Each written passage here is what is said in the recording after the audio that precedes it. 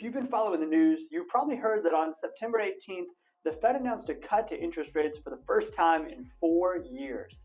This means that buying a home will finally be more affordable, right? Well, maybe not. My name is Mason Mars, and this is my twin brother Micah. We're a local real estate team right here in Kansas City. Our team helps people relocate from all over right here to Kansas City. Because of this news from the Federal Reserve, you might think that it's going to be easier and more affordable to purchase a home, but that may not be entirely true. Here's what you need to know if you're in the market to buy a home. Back on September 18th, Jerome Powell announced a cut to the benchmark interest rate of about 0.5 percentage point. This was a larger cut than some were expecting, and it's the first cut we've seen from them in a little while.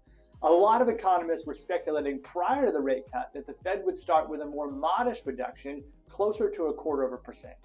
But recent economic data pushed the committee to take a slightly more aggressive approach to try and avoid a recession and execute a soft landing for the economy. Since the initial rate cuts were announced, there's been additional reports that indicate 2 more possible rate cuts of about 0.25% before the end of this year.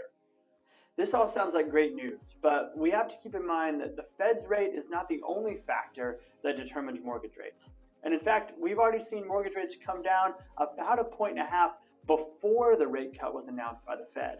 So mortgage rates have already begun to come down in anticipation of this announcement. This means that some of the softening that we may expect to see in mortgage rates after a move like this may actually already be priced in. Right now, average mortgage rates are right about 6.2%, and a lot of economists don't think we're going to see them come down in any significant way following this announcement. Fannie Mae, for example, is expecting rates to average about 6.2% through the fourth quarter of this year, and 6% in the first quarter of 2025. Freddie Mac says that they expect mortgage rates to experience only a gradual decline in the coming quarters. One of the chief economists at loanDepot did say, though, that they're expecting mortgage rates to be in the mid 5% range by the middle part of next year.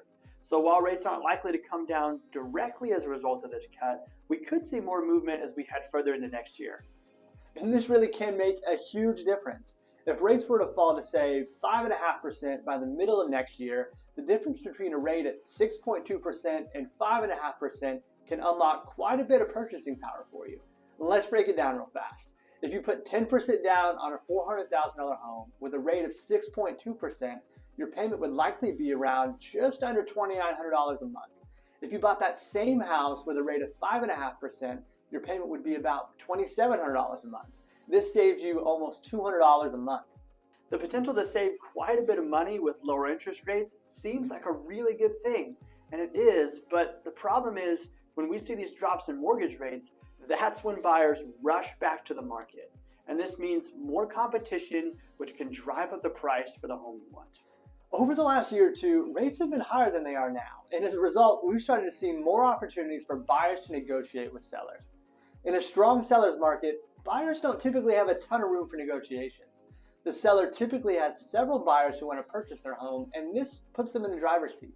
We've mentioned this before in previous videos, but we saw a lot of this here in Kansas City back in 2020 and 2021 when the market was very competitive.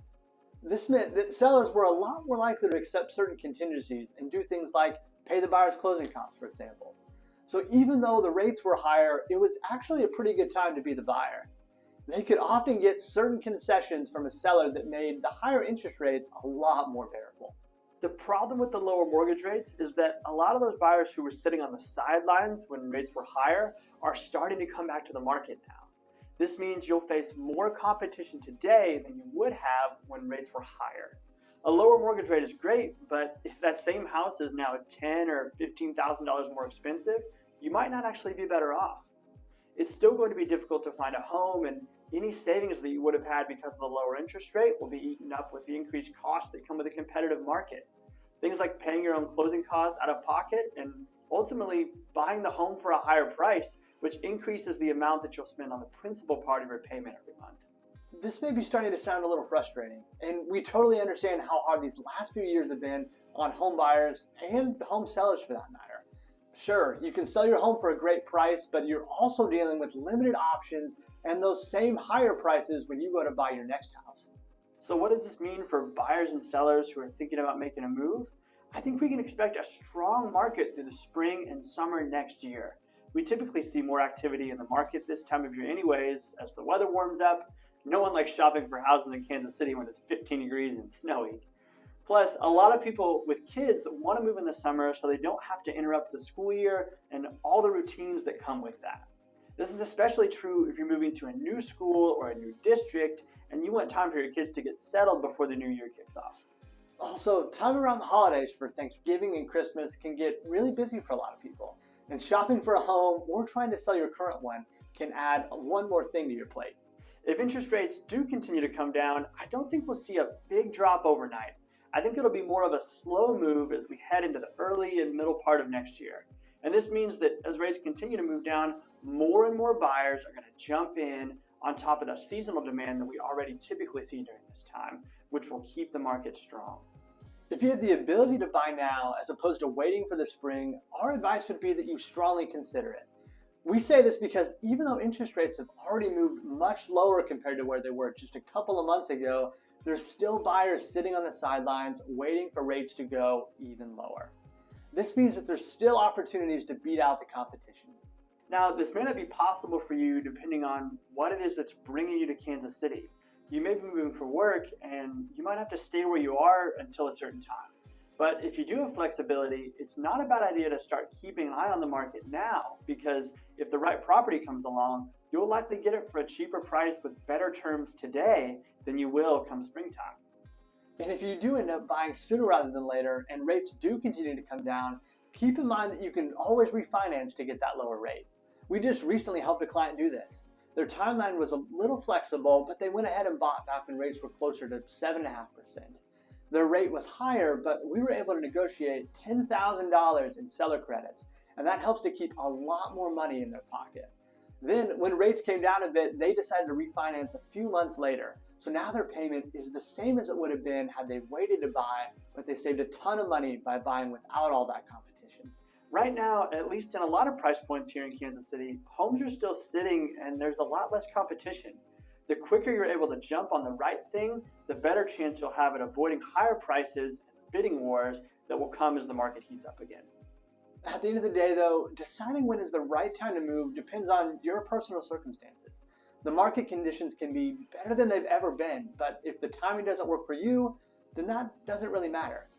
This is all about trying as best as we can to pair your goals for the timeline of your move with the best market conditions that you can get. Maybe you can't actually move for another few months, but you don't want to have to compete with all the other buyers in the spring market. If you're able to buy a home now and get some closing costs paid by the seller, that's cash that stays in your pocket that you won't have to bring to the closing table. You can use this money to help pay for the mortgage on the property until you can move in. All of this depends on your personal situation, of course, but I want you to know that there are creative solutions to avoid the rush of the spring market if you want to. A lot of our private clients that we meet with to have a strategy session want to talk through what all these options look like so they can begin to plan their move and make decisions that make the most sense for them and their family. So what do you think? How do you think the rate cuts from the Fed will impact the housing market here in Kansas City? Let us know in the comments down below. If you're thinking about making a move to the Kansas City area, we would love to be your real estate agents. You can reach us by clicking the link in the description of this video or shoot us an email at hello@themarshgroup.com.